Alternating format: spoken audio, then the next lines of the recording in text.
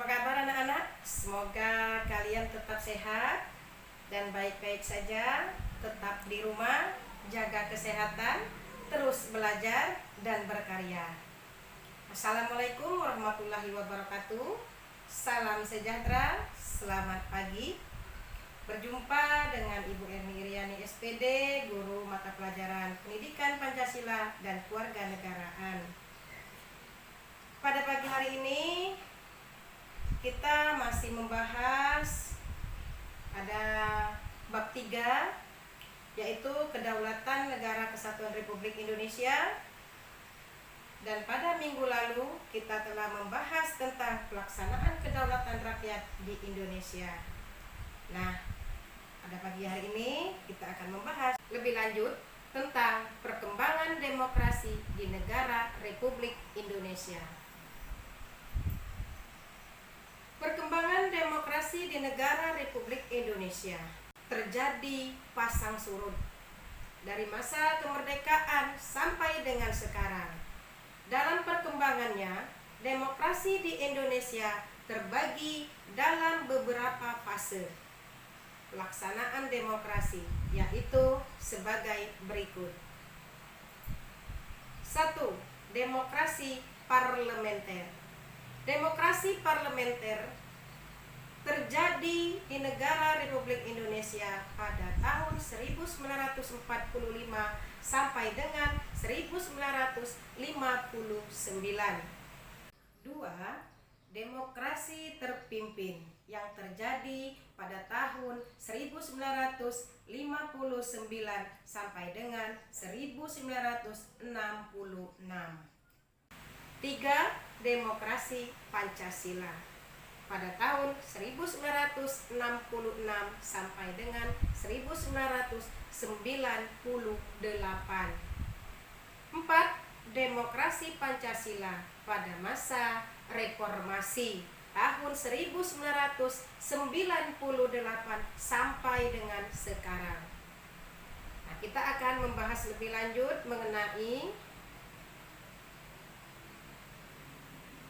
demokrasi parlementer. Demokrasi parlementer tahun 1945 sampai dengan tahun 1959. Menurut Undang-Undang Dasar Negara Republik Indonesia tahun 1945, demokrasi yang harus dilaksanakan adalah demokrasi Indonesia dengan kabinet presidensil.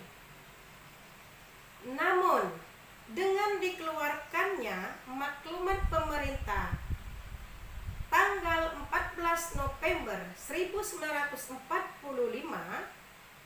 demokrasi Indonesia dengan kabinet presidensil berubah menjadi demokrasi parlementer.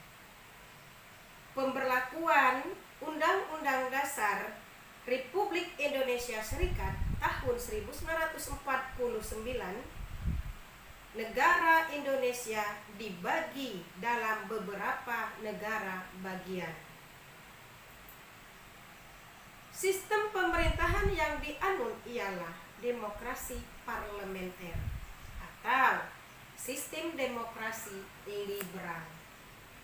Pemerintah pada masa sistem demokrasi liberal ini dijalankan oleh Perdana Menteri, sedangkan Presiden hanya sebagai lambang.